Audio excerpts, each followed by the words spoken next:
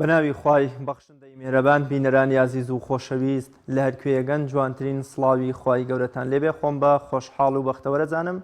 ئەمەڵقەی بەرنامەی دوانگەتان پێشکەش دەکەم.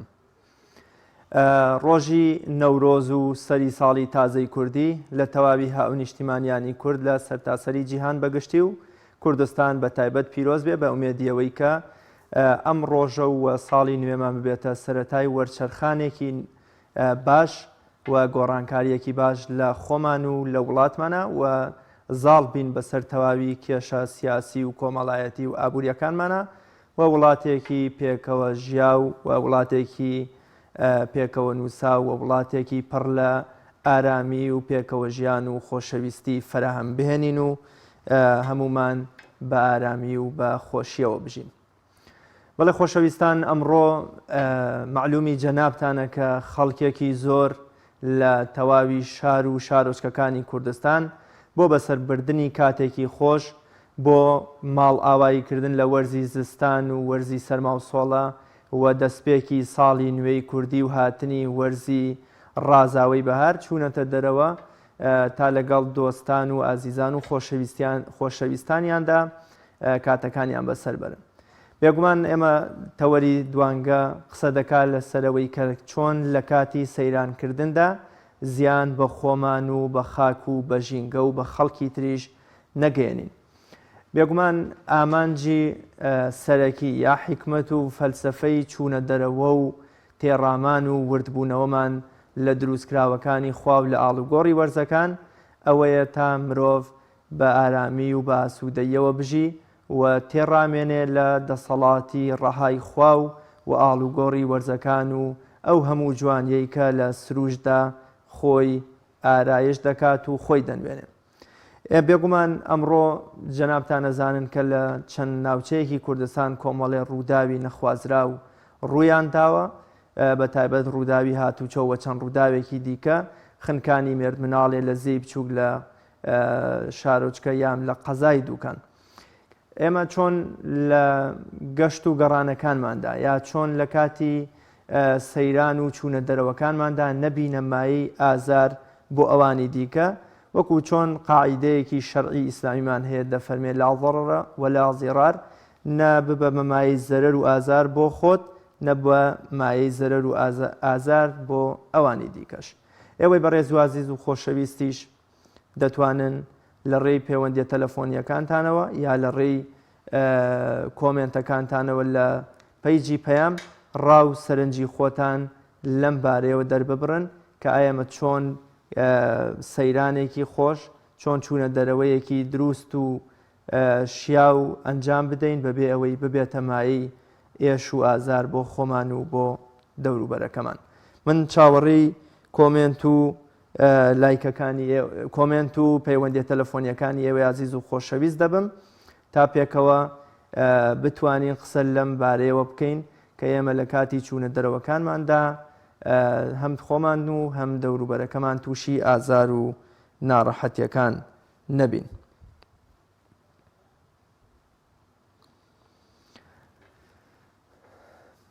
بەڵێ بێگومان خۆشەویستان، ئەمڕۆ کە یەکەم ڕۆژی ساڵی نوێی کوردیە پێدەنینە نێو ساڵی 2721 کوردی و 2720 کوردیمان بەڕێ کرد و ئێستا ئێمە لە سەرەتای وەرزێکی نوێ و لە سەرەتای ساڵێکی نوێداین کە ئەمڕۆ 1/1/2721 کوردیە. کاک حەمە ڕەشید لە ژاراوەمان لەگەڵا. کاک حەمە ڕەشید، سڵاوی خوای گەورەت لێبێ. خۆشحاڵە بم کە ئەمڕۆ جەنابتان یەکەم پەیوەندی دەبن کە قسەی خۆتان دەکەن لەبارەی و تەوەرەی بەرنامەی دوانگە. کاک جەلالی بەڕێ، سڵاوی خوای لە جەناب و لە ستافەکەت، سڵاوی خوای لە جەنابیش، پیرۆز بە تایبەتی لە گشت گەلی کورد. زۆر زۆر سپاس دەکەم قوربان، هەمیشە شاد و بەکەیف بن و ئێوەش ساغ و سەلامەت و تەندروست بژین. بەڕێزی قوربان، بۆ مەسەلەی پاراسی ژینگە دەگەڕێتەوە سەر هۆشیاری تاک. بەڵێ کاک حەمە ڕەشید، ئەم هۆشیاریە بۆچی هەمومان بەردەوام قسەی لەسەرەکەین، هەمومان بە جۆرێ لە جۆرەکان هەمیشە پابند نەبوونمان بە پاراستنی ژینگە دەگێڕینەوە بۆ نەبوونی هۆشیاری لای تاکەکان، بەڵام بۆچی ئەم هۆشیاریە دروست نابێ؟ بە سەراحەت قسەی بکەین کە بە سەراحەت قسەی بکەین تا حەدێکی گلەیی ناکرێت، چونکە خەڵک وەلای بۆ نیشتیمان ماوە، هیچ خۆشەویستی بۆ خاک و وڵاتەکەی نەماوە.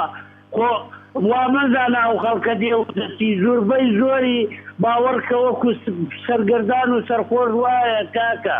زروفەکان نازانین دوا ڕۆژی بەرەو پێ دەڕوا. ها چاو دەسەڵات ئەمە تەماشا وەبدی 16-17 جار چۆ بە حساب شەڕ لەسەر میلەت دەکا. خوا بکەم بۆ میلەت بێ، خوا بکەم بۆ میلەت بێ. لێرەوە داوایان لێ دەکەم ئەگەر نیەتیان بۆ میلەتیش نییە با بۆ میلەت بێت تکایان لێ دەکەم. بەسە دوای 30 ساڵ کاکە 30 ساڵ حکومداری کەی ئەوە ژیان ئەو میلەتی تێدا. من ئەو شەڕە دەکەم ڕەخنەگرم بۆ خۆم نا بۆ میلەتە سەرگەردانەی. جەنابەت پێت وایە جەنابەت پابند نەبوونی هاوڵاتیان بە پاراستنی ژینگە و ئەو سروشتە جوانەی کە خوای گەورە وەکو نیعمەتێکی خۆی پێشکەشی ئەمەی کردووە هەر وەکۆڵێک کاریگەری و لێکەوتە سیاسیەکانی دەسەڵاتی کوردیە بەرامبەر بە هاوڵاتیان کە هاوڵاتیەک هیچ ئینتیما و خۆشەویستیەکی بۆ خاکەکەشی نەماوە و ناچارە وەکو کاردانەوە و تۆڵەکردنەوەیەک دژی دەسەڵاتەکەی ژینگەکە پیس بکە. ئایا ئەمە شتێکی دروست و ڕەوایە؟ ئەمەن بەڕەوای نازانم، بەڵام هەموو کارەکەدانەوەی تێدایە کاکە تەماشا وەزعەکەی دەکا و میلەتە ئەم گەنجە تەماشا و زروفەکەی خۆی دەکا. هەر گەنجی وا هەیە کە فەرمەندایی لە باخەڵی دانیە دەستمان ڕادەکات لەبەر بابی یا لەبەر برایەکەی کە ئیشێکی لەبەردەستدایە تێگەیشتی یا موچەیەکی هەیە، موچەکەش وەکو دەیبینی هەر دەمەی بەهانێک بەو میلەتەی دەگرن لەسەر ڕای ئەم هەموو سەروەتە و ئەو خاکە پیرۆز و بەپیت و بەرەکەتەی کە ئێمە هەمانە دەبوایە وڵاتان چاوی حەسەن چاویشیان لە دەسیمەیە، بەڵام داخەکەم ئەمانە نازانن ئیشی بکەن. ئەگەر بزانن لە پێناوی گیرپان و مەسلحەتی خۆیان خاک و وڵاتەکەی وەگەر دەکەن هاتی قەت بگرە. ئێستا بە شەخصی خۆ من بوومایە نەوتی کوردستانم دەستانە دەکرد خۆم بە بەسرا دەژیان، خۆم بە جنوبی عێراق دەژیان تێگەیشتی لەبەرەوەی جودا نەبوومەوە لە عێراق. باوێ لە برادرانم نەزم دەستخۆشی لێ دەکەم و بێدەوارم خەڵک دڵپاک بێ و دەسەڵاتیش بەدڵێکی پاکەوە بەنیەتی پاکەوە ئیش و کار بکات هەرچەند ناشیکە و دەستخۆشی لێ دەکەم. زۆر سپاس کاک حەمە ڕەشید لە ژاراوە، سپاس بۆ بەڕێستان. کاک مستەفا لە هەولێر. کاک مستەفا سڵاوی خواد لێبێ، ئەم کاتت باش.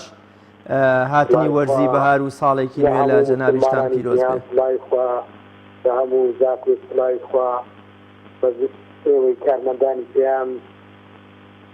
زۆر سپاس بە ناوی ئەوانیشەوە دنیا سامەکانکە ئینشاءالله. سپاس بۆ ئەو زاتەی کە ئەو سروتە جوانەی ئێمەی بەخشووە، سپاس بۆ ئەو زاتەی کە ئەم بەهارە جوانە ئەم بەهارە شادیە کە جیاواز لە ساڵی پار ئێمە هەموو کەرەنتین بووین، ئێمە هەموو لە ژوورێ بووین، کەسمان نەدەوێرا بینە بەرێ لە بە ئەم نەخۆشیە. بەس بەراوردی ئەم ساڵ و پار بکە بەڕاستی میلەت لەو پەڕی ناهۆشیاری ناسەقافەتەیە سەیری بکە. من خۆم پاد یەکەم ڕۆژی نەورۆز لە هەنارە بوو تەماشا ئەو سروشتە جوانم دەکرێت، یعنی ئەوەندە پاک و خاین، ئەوەندە بێگەن، ئەوەندە جوان، یعنی هەر ساعتی هیچ بەو سروشتە دەهات. خۆم هیچ نەورۆزێک ناچمە دەرەوە، ئەم ڕۆژ نەچمە دەرەوە، ئەم ڕۆژ نەچمە دەرەوە. ئەگەر بەراورد بکەین بە ساڵی پار ژینگەی پارچە خایەنتر بوو لەم ساڵ، یعنی خۆ ناکێ بەسرە واتە خۆشی، واتە لەزەتدان بەو دەستا، واتە فێڕوانی لە لەو سروشتێک کە خوای گەورە بێمەی بەخشووە. بێگومان نوێبوونەوەی دەستە، نوێبوونەوەی ژینگە، نوێبوونەوەی وەرزەکان نێژە بەراورد بە ساڵی پارچەی زۆر جیاوازیە. یعنی تۆ وەرە سەیر بکە کۆمەڵە خەیانی نانم تێگرای کوردەکان، بەڵام کە دەچتە دەرەوە بۆ خۆش دەچتە دەرەوە، نەک بۆ ناخۆشی، بۆ تەقە و بۆ هەرا و بۆ تەپ و تۆز و بۆ پیسکردنی ژینگە. تۆ کە چتە دەرەوە پێی زات ئەو هەموو خواردنە بدەیت بگەنەوەی کە ژینگە چیز دەکەیت بێدە مەسرەفێکیشە کە لە ئاستی باوەڕێکیاو نییە یعنی ئەو هەموو مەصرفەی دەکەی بەڕاستی کارەساتە یعنی کارەساتە سەدان ئای دەهێنیتی سەدان خەڵک هێنیتی ئەو خواردنە بەس پێویست دەکانێت و پێویست دەکا مەگەڵاتداری بی پێویست دەکا ئەو متکەیدی پێویست دەکا سێسان نەغە خواردن بی هەمووشی دەبیتە هۆکاری پیربوونی زیندگە بکەنەوە پێدە مەصرفیە بەڕێزی لە ئەوجار ئێوارەکەی کەدادێ هەمووی ڕاکەڕاستیتی بێتەوە ئەوجار حاویسا ئەوجار کارەسات ئەوجار یعنی زمانی خۆشی کە هەمووی بە ماندوبوون و بە دەستەسی هیلاک و بە تێسمەسێ خۆی دەگەری تۆشاری زۆر بەداخەوە بە ئومێدی ئەوەی کە هاوڵاتیان وەکوڵێ زیاتر هەمومان هۆشیار ببینەوە و خۆمان بە بەرپرسیار بزانین بەرامبەر بە تەواوی بەخشەکانی خوای گەورە هەر لە خاک و ئاو هەفو باوخز بکەم بەڵێ ساڵی پارنا پێیان چوونە سماقولی سەبەی سماقولی ڕۆژە تەعتیادی بوو وەڵڵا بەڵکو دایکاموتی خەڵک کردیان زیاتر لە 12 حەلاگەی ڕەش زبڵم لێک شێکۆ کردیتەوە زبڵ خوا پاداشت باتەوە وە نمونەی ڕەوشت بەرزی و ئەخلاقی بەرزی بەڕێستە بەڕاستی ئەو پەڕی ناهۆشیاری کە ئەو میلەتە تێدایە بە ئومێدی زیادبوونی خەڵکانی وەکو بەڕێستان نمونەتان زیاد بێ بەرپرس زینگە زینگەماڵی بەرپرسە زینگەماڵی سەپێ زینگەماڵی ناتیا زینگەماڵی هەموو میلەتێکە بێگومان دەست خۆش بێ کاک مستەفا لە هەولێر سپاس بۆ پەیامەکانت مام جەوهەر لە کۆیە مام جەوهەر سڵاوی خوای گەورەت لێبێ من دەنابە سلاوی گەژنشی نەورۆژش پیرۆز لێگە گەزانانێ بەڵام دەبی بیکەینەوە هەمیشە لەش ساغ بن خۆتان و خانەوادەتان و تەواوی کاتەکانی ژیانتان پڕبێ لە خۆشی و دڵکوبەرێک چییە پیاوەتی چێ خوا پەرستی چێ نوێشکردن چیە بۆ نازانین بتانی ژینگی خۆمان پارێز مام جەوهەر من پێم خۆشە دەربارەی ئەو دوو بەڕێزەی پێش جەنابتان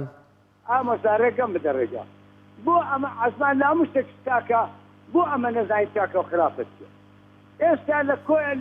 لەو هەیبە سوڵتانەی کوردەخان قایم بوو دەیان مرافقی سەحی دروست کرد هەمویان لەبەردن حەتەکانی ئازادی هەمووی چارچوەیان و ئەویان نۆ کرد هەمویان لەبەردن ئێ باشە حکوومەت چ بکە حکوومەت دروستی دەکات میلەتەکەت پێشی دەدا ئەدیدا کوبابی ئەو منداڵەی ئەدیدا کوبابی ئەو منداڵەی نێ پێ برێکات کە تلۆرەکەی دەبڕۆ ڕێزە خۆت بگرا ڕێزە حکوومەت بگرا ئەگەر گلەی مەچێ لە حکوومەت گلەی ئێمە لەسەر بشێویشیانە گوێنەدانی حکوومەت بە میلەتە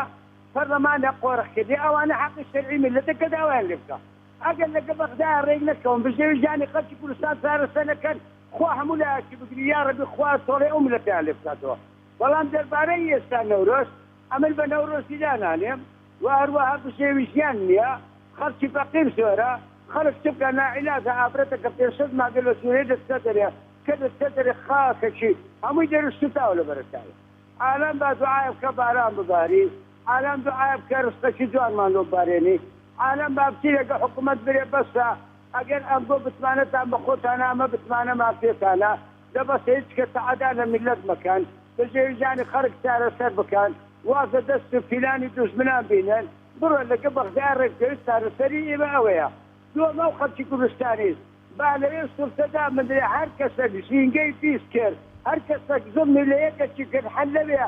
لێک مانگی حکم لۆ ببڕێتەوە بیداتە تەلەڤیزیۆنێش دوای بفتەپەن یارێ کۆیە لەبەر ماسۆر هەر دێستان بۆ بەڕاستی ئەوە قایمقام بەرپرسیارە مدیری مرۆڤ بەرپرسیارە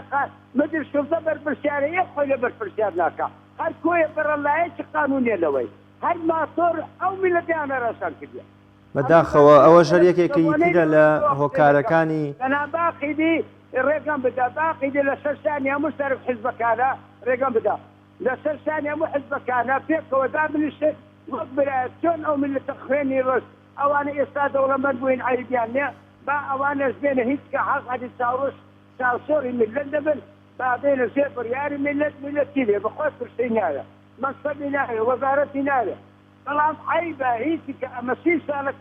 لەژیانشتی ناخۆشدا 6 ساڵی لە سۆرزای بەستە زۆر عیبە بۆ هەموو سەرکردەکان عیبە زۆر سپاس بۆ مام جەوهەر لە کۆیە بە هیوای بۆ پەرلەمان عیبە بۆ پەرلەمانی بەغدای عیبە هەمویان عیبە ئەگەر تەعادا لە میلەت بکەن ئیتر سەفەحە زۆر سپاس خوات لەگەڵ مام جەوهەر بە ئومێدی وەکۆڵێ گەشتنی پەیامەکانت بە گوێ ئەوانەی کە بەرپرسیارن بەرامبەر و کێشە و گرفتانی کە جەنابەت باستکردن کاک جوامێر لە جوامێر محەممەد لە چەمچەماڵ کاک جوامێر سڵاوی خوارد لێبێ و ئەم کاتێک زۆر سپاس دەکەم قوربان زۆر سپاس چاوت ماچەکەم ئەو پیاوانە مەشڵ کاکجەواد بە تایبەتی زۆر لە کاتمان دەکوژێ نابیاوە وەڵی تر عادەتەن وەکو ئەو پەیوەندیانەی دیکەش وت ئاماژەیان پێکرد خەڵکی ئێمە لە دەسەڵاتە سیاسیەکە ئەوەندە دڵی پڕە ئەوەندە وەکوڵێ خەفەتبارەی دی دەبێ مینبەرێکیش هەبێ کە هیچ نەبێت تۆزێ لە خەم و ئازاری دڵی خۆی بە با بدا و وەکوڵێ خاڵی بکاتەوە جواسر لەوان قەناعەتم وایە خەڵکیش خۆی زۆر خەتادارە بڕاتە بێ ئەمڕۆ من نەچۆم بۆ دەستە بەڵام ئەو دەجێڕنەوە ئەوە خەڵک بینراوە حل لە ناڕێکی و ناڕێجێک ڕێوشنەکەی و بەناسەرەکەی و بەن ناسیرینەکەی هەتا باسیکەی دێژە کەڕی دەگێتەوە باش خۆ دنیا داور لەم بۆ کاکەوە پارەکە زەرمەچی ئیمساڵ ئەلحەمدوللا خۆی گەورە تێکی بەڕسانەی هەرچەنە بەقاوە دەسەر لەبینی بەزەی سیاسێت بەڵێ ئەوەی لەبارانی وشکە ساڵی و ئەوە باشە با خەڵک تۆ لە سەری خۆی ئەبڕا بۆ کە مستەفرەی کاتە خۆ دنیا کاول نابێت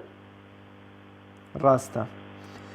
بۆ مەسەلەی جەناب پیشنهادم پیرۆزبایە کردکردن و پیرۆزباییە تا سەنێ ناوەسەرجان دروستە یا دروست نییە گیان فەرمە و ببوورە تێنە گەشتن مەسەلەی نەورۆز جەنابەت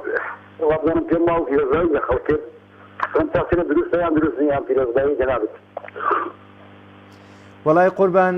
ئێمە تەوەری بەرنمەکە زیاتر وە کۆڵێ هۆشیارکردنەوەی هاوڵاتیان بوو بە تایبەت ئێمە ئەمڕۆ کە خەڵک دەچێتە دەرەوە بەداخەوە لە چەند شارۆچکەیەکی کوردستان خەڵک بە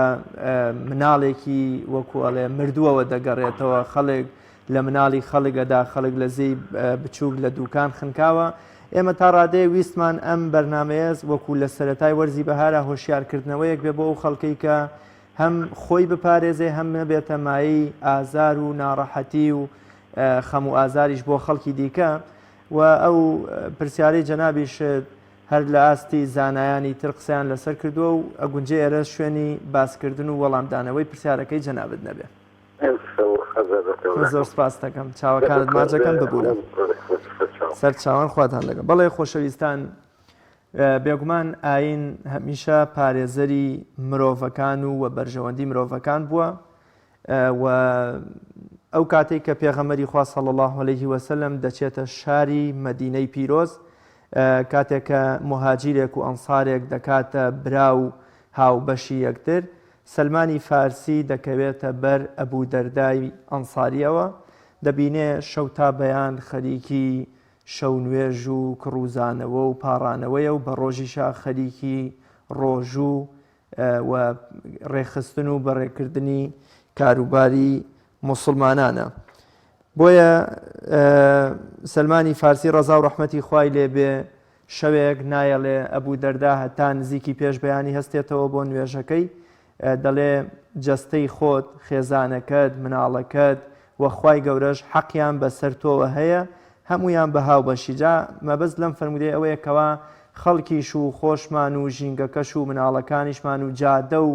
تەنانەت مەعیدەی خۆشمان مافیان بەسەرمانەوە هەیە پێویستە ئێمە هاوسەنگی بپارێزین لە نێوان هەمویاندا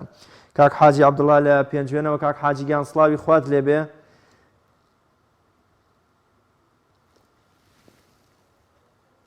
کاک حاجی عەبدوڵڵا لە پێنجوێنەوە سڵاوی خوای گەورەتان لێبێ لە خۆشت و تەواوی خۆشەویستانمان لە پێنجوێن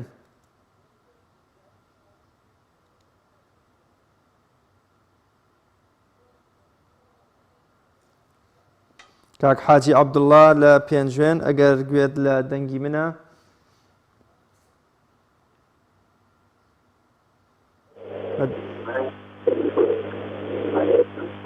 کاک حاجی عەبدوڵڵا سەلام عەلەیکوم سڵاو و ڕێزمان بۆ جەنابت و تەواوی پێنجوێنیەکان هەیە ئەگەر گوێت لە دەنگی منم پێم خۆشە پەیامی خۆتان لەبارەی تەوەرەکەمانەوە دەرببڕن و باسی بکەن وعليك السلام ورحمة الله ومساي برز ولا يوم ليته ودنجي برز دقات من اگر دنجي من بقات جنابت اما لسر توركتان دست خوشید ليبكم طاي قولت سربزد كاو دستان خوش بي اخوا بەڕاستی ئەو تەوەرەی کە هەڵتان بژاردووە کاتێکی گونجاو و زۆر باشە، بەڵام بەداخەوە ئەگەر سەرنجێکی ئەو شوێنانە بدەیت لە ڕاستیە زۆر بەنابەرپرسانە معاملەی لەگەڵاکرێت. یعنی ئایلە هەیە هەر ئەسڵەن دانیشتنەکەیان مخالفە، هەر ئەوە بە شێوەیەکی ناجایزی دانیشن لەگەڵ ڕێز و حرمەت. ئەتوانم ئەمە بڵێم ئەو میلەتەی ئێمە هەتا ئێستا سەقافەتی چوونە دەرەوەی نییە بەڕاستی. یعنی ئەوە پێی ناڵن سەقافەتی چوونە دەرەوە، تۆ کۆمەڵی خەڵک دانیشتون بە سەیارەکەت عەزیەت تێدەی، بە تەرجیلەکەت و گۆرانی وتن و ڕەقس و سەماکەت و بە هەر جۆرە لەو جۆرانەی بەڕاستی لەگەڵ ڕێز و حرمەتما ئەیکەی بۆ خۆت، بەڵامە بێ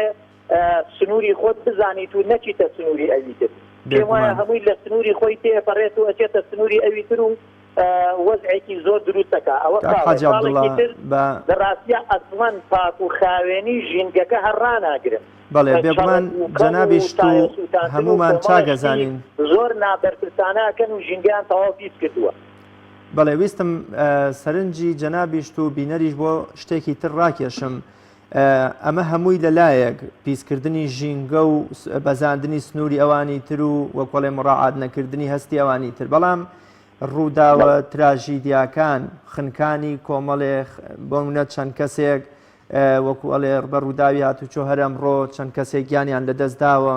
وەخوا ئەزانێت لە کاتی گەڕانەوەشدا بەهۆی قەرەباڵخی ڕێگا و خراپی ڕێگەوبانەکانمان چەندێکی تر بە ئومێدیەوەی ئینشاءڵڵا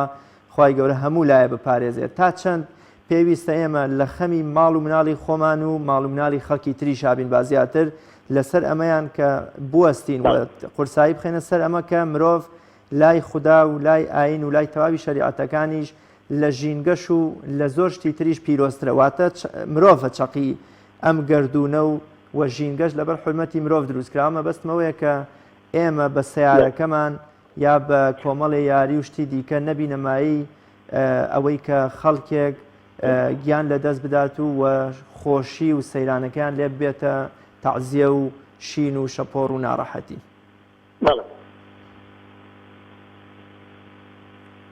مامۆستای بەڕێز دەستی خۆش بێ یاخوا بەڕاستی ئەوە حەقیقەتێکە، یعنی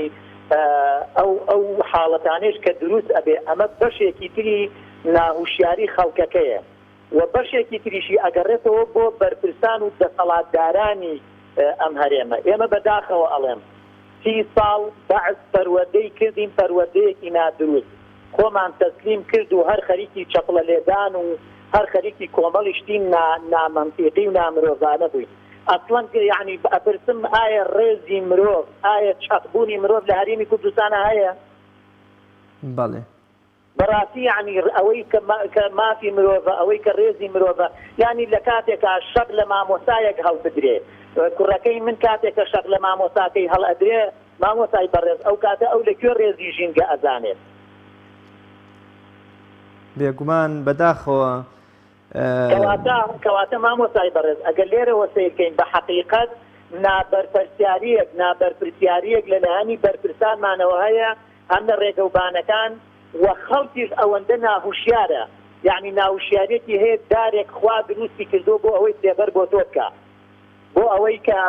بەڕاستی دوان ئۆکسیدی کاربۆنەکەی تۆ هەڵمژێت و ئۆکسجینەکەت بداتێت، بەڵام تۆ چی ئەی شتێنیتەوە؟ ئەگەر سەیری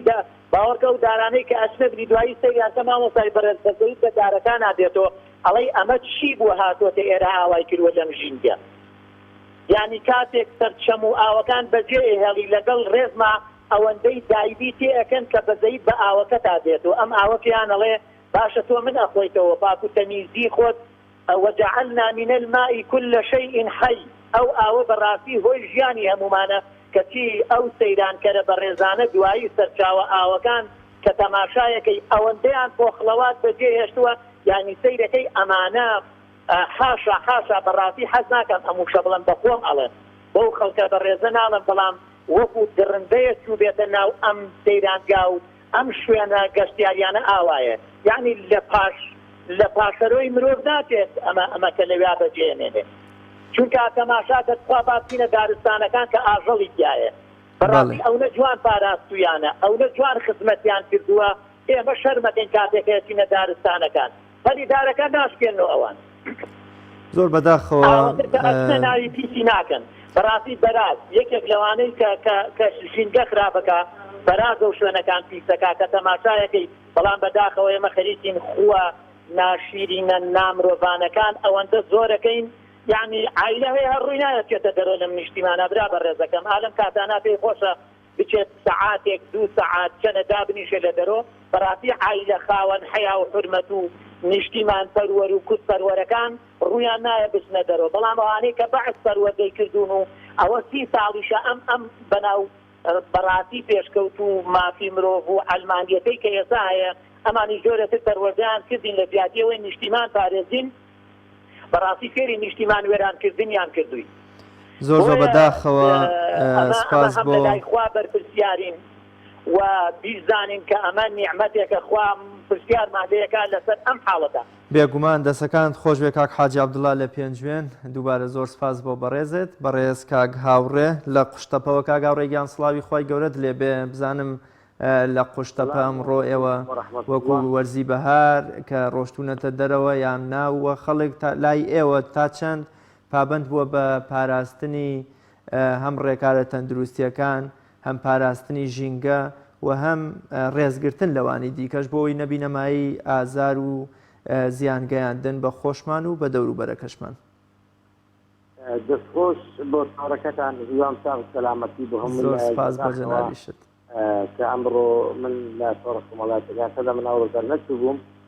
چکە بەڕاستی نەورۆژ 90 ڕۆژە من ناکرێت تەواوی کاتەکەی خۆم لە یەک ڕۆژدای لە ئیسەمەس پێوە لە ماوەی 90 ڕۆژ 3 مانگا لەم بەهارە إلى أمر بروز بكات يوم بلان بداخل أمر سروداش نامور رودا براسي يجلا ناموسين رودا وكان ويك برتاي من كود براسي حسن دا سكتشي نيا بلان كاتب تصير في عزوش بناو براس برو ناو خلق دي لخلقان أم برازي كا برازكي يقول لديك جدانا أويك آية مروفي كلا دوري بري هي أنا يعني هالوقت يقول لك هذه تنبه مو أعرف إيش تخبر برازك ودك كلا كاتب جراس لو أنا أصلا كأجربي وأنا خواص زيان بابا كتير تسجيلني بلام أجر هاتي وأنا خواص أمس من يوم برزة يعني بس كان كفش كم جنبه أو كارثة كذا لو جورت لو براسي أما لا براسي بداخل يعني هي جدانة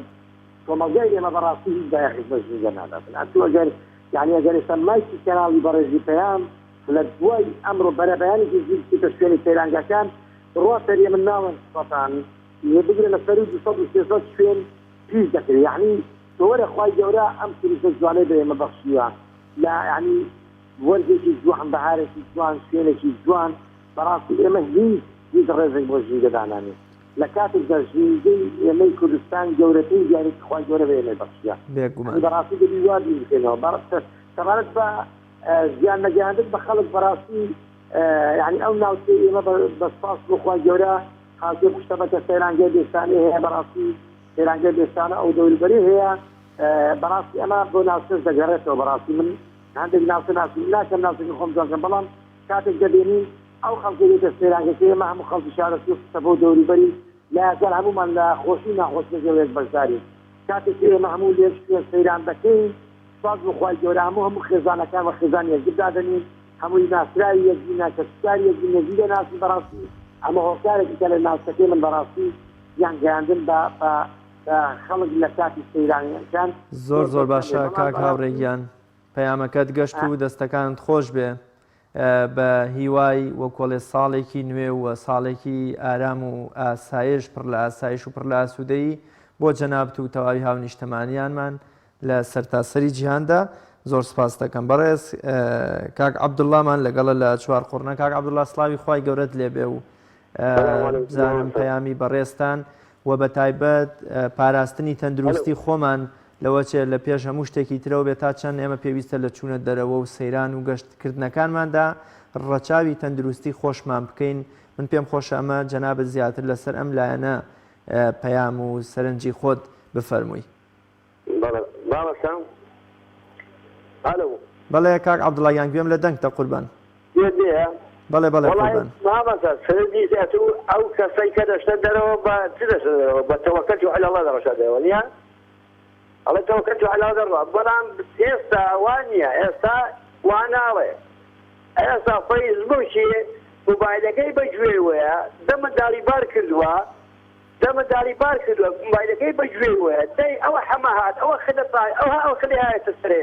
ئەوە بدە هات ئەوە بەوەی تووشی ئەو کارەساتە دەبن ئەوانە ئەو سایەکان ئەوە کێشەکە هەمووی ئەوەیە بەڵام لەسەر تەوەرەکی کەس بە قسە بکەین ئەوە مامەزە ئەو چەند جارەوە چوون بۆ بەغدا وەنیا چەند جار چون و هاتنەوە دەوەشی هەدوو دەڵی پێتەکاندن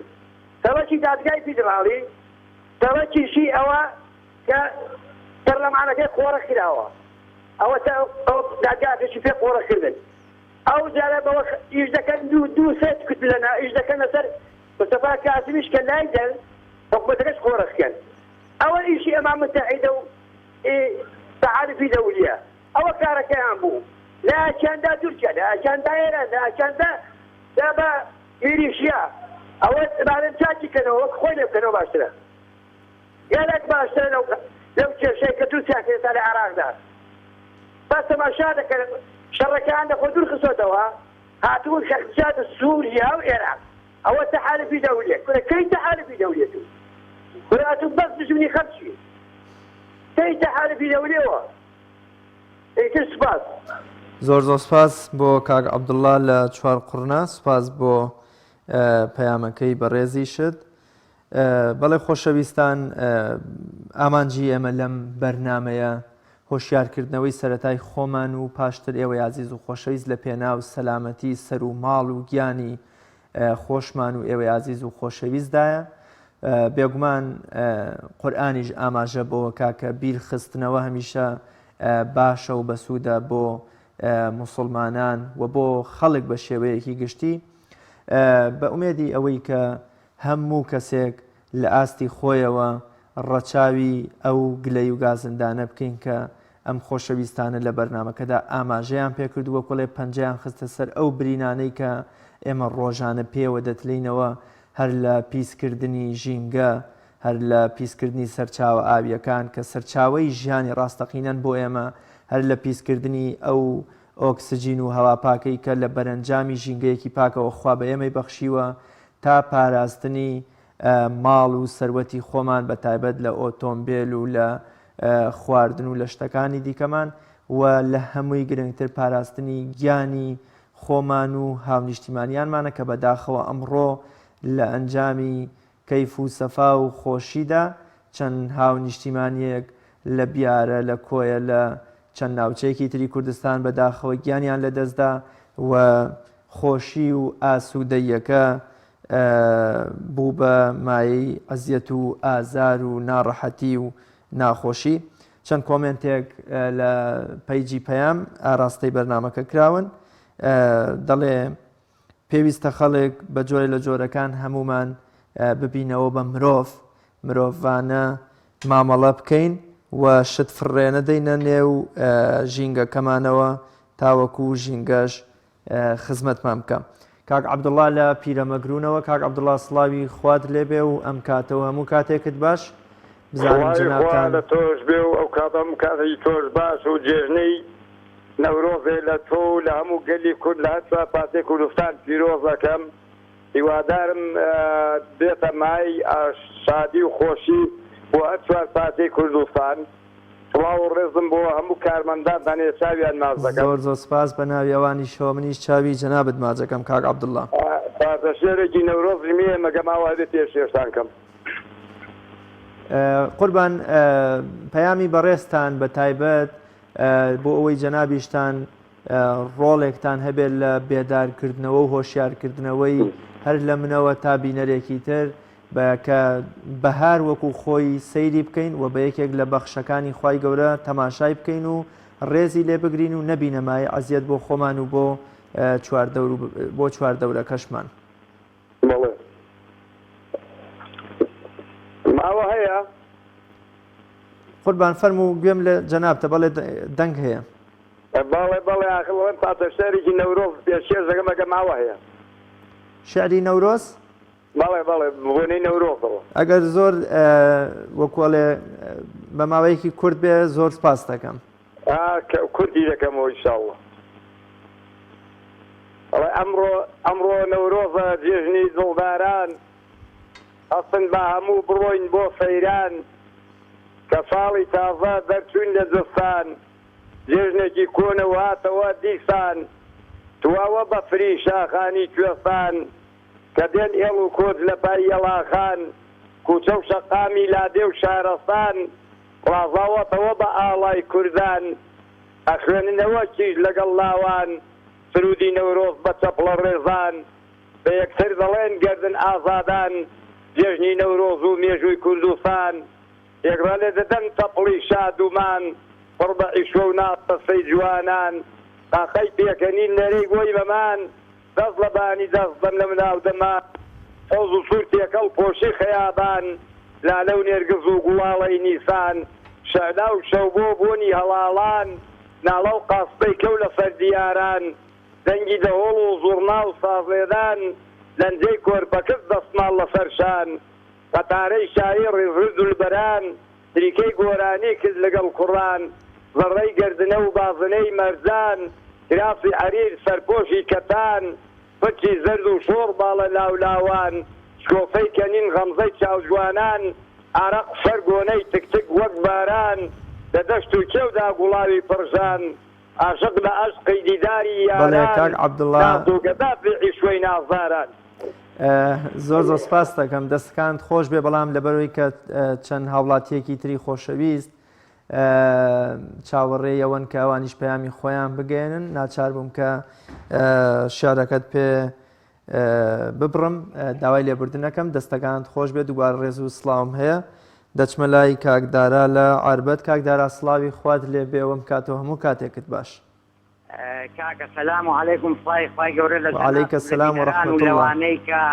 مشهوری خۆیانە خۆن پاک و خاوێن بن بۆ دنیا و بۆ قیامەت. زۆر ڕاستە. ئەتوانم دەست پێ بکەم گیان ئەتوانم دەست پێ بکەم بە قسەکردن فەرموو قوربان گوێم لێ باخەڵی گوێ لێ بێ من و تۆ لەوانەیە شتی حاڵی بین بەڵام من دائما کە نەسیحەت کە قسە ئەەکەم حەزەکەم قسەکەم نەسیحەتی تیا بێ بۆ هەموو لایەک بۆ هیچ کەسێ بێ جوانە بەڵێ کەسە شیرین کوردەواری ئەڵێ کەڵێگرە کەڵگرێ قسەیەکە جێگرێ جا من قسانێک یەکەم حەزەکەم چێ بگرێ ئینشاءالله بە ئومێدی ئەوە ئینشاءالله جێ خۆیان بگرن و پەیامەکەشت بدەن کەسە شیرینەکەی من ئەو ناونیشانە کە ئێوە ئەیانووسن هەر ناونیشانێ بێت لە حەج پارەیەکەوە بێ خوای تەبارەکە و تەعالا لە قورئانە بەرز و پیرۆز و شیرین و بەهاکەیە ئەفەرمێ وەفەصەڵنا کل شەیء تەفسیلا هەموو شتێکمان بەشی کراوەی شی کردوتەوە ئێوە توان لە باتیە و ناونیشانە بنووسن إن الله يحب المتطهرين خوای تبارک و تعالی پاک و خاوێنی خۆش دەوێ پێم مەبڕە بە جۆم لێ بگرم پاک و خاوێن لە چیایە کاکی من کە تۆ نانەخۆی دەستی بشوی پێش ناخواردن دەستی بشوی پێش ئەوەی بچی بۆ تەوالێت بەقاڵی شتی وشکە هەیە پاقلە فرۆشی لە پەسپۆرتی دەستی بشۆ ئەنجام سوت قوربانە چی لە عەورەتەوە لە تەوالێتێکەش صابوونی لێبێ شامپۆی لێبێ ئەمە پاک و خاوێنی یەکتە دەرەوە خەڵکێکە یەکە دەرەوەزا دەستێکە ئەمە یەک سەرێ دەزان لە خوێنی لە قاشی لەشتی ئەوە ڕوونکردنەوە بێ فێریکەی بە مەرحەلە ئەمە یەک دوو خەڵکێکمان هەیە ئەڵێ دەستنوێژم هەیە هینی ڕۆ بۆ عەسر خوای گەورە ئەمری کردووە فەرمێ فەئیزا قومتم إلى الصلاة فاغسلوا أيديكم وأرجلكم پیاڕەتا کۆتایی ئاەتەکە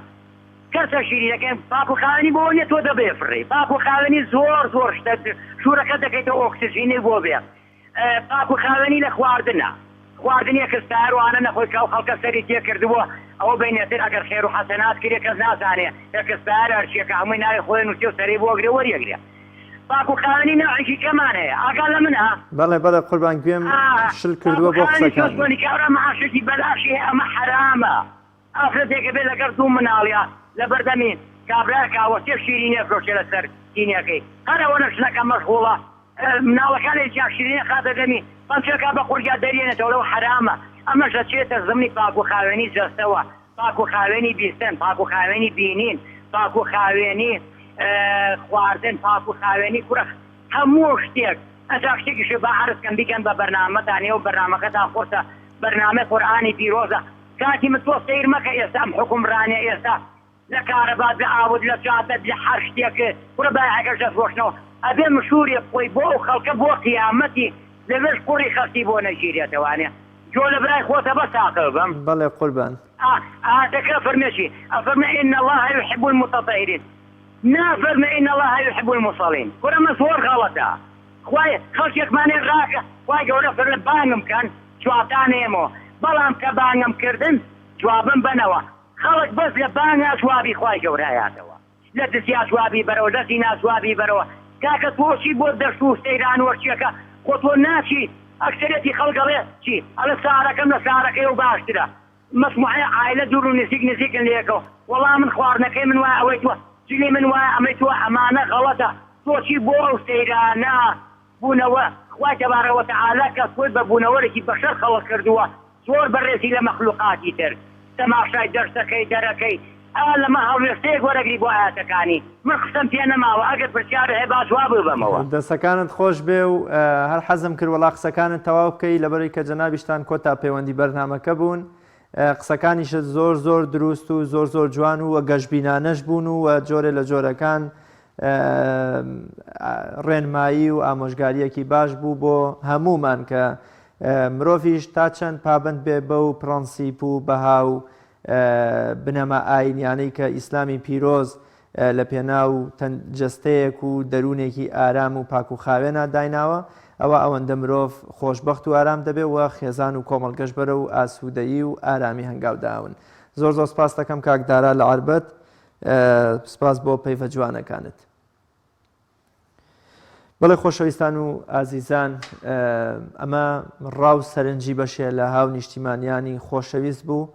کە لەبارەی ئەوەی کە ئێمە چۆن لە سەیرانکردندا نەبینە زیان بۆ خۆمان و خەڵک و خەڵکیش و نەبینەمایی ئازار بۆ خۆمان و بۆ ژینگە و بۆ خەڵکی دەوروبەرمان کە هەریەکەیان لە گۆشەنیگایەکەوە باسییان لەم تەوەرەی بەرنامەی دوانگە کرد بە ئومێدی ئەوەی کە هەر کەسە لە ئاستی خۆیەوە سوودی لە پێشنیار و سەرنج و قسەی ئەو خۆشەویستانە وەرگرت بێ تا بەیگەشتنەوەیکی تر و لە ئەڵلقەیەکی تری بەرنامەی دوانگە بەخوای گەورە مێربانتان ئەسپێرم زۆر سپاس بۆ ئەو خۆشەویستانەی پشت کامێرەکە هاوکار بوون خواتان لەگەڵ